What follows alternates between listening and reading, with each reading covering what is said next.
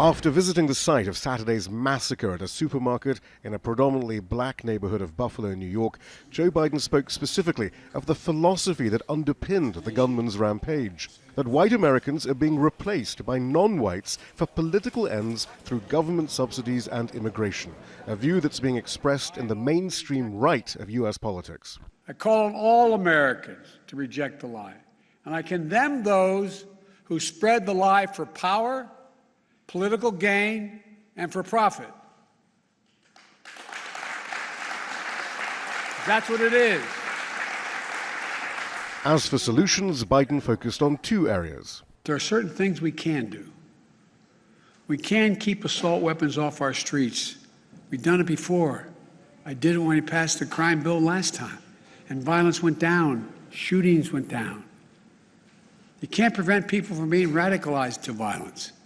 But we can address the relentless exploitation of the internet to recruit and mobilize terrorism. We just need to have the courage to do that, to stand up. The mayor of Buffalo said he appreciated the president's visit. The number of flowers, candles, and other items that were there show the tremendous impact that this horrible act has had on the community.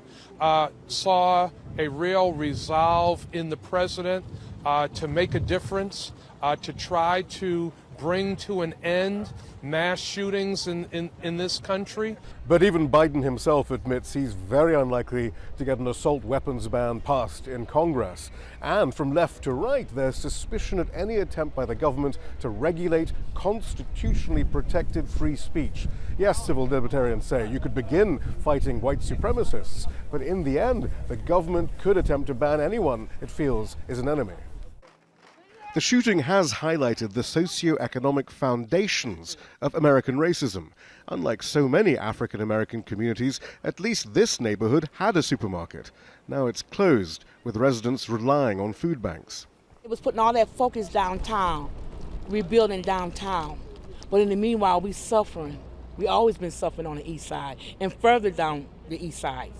But now, east side was winning. We got your attention. We're tired now. Enough is enough. Change got to come. Amen.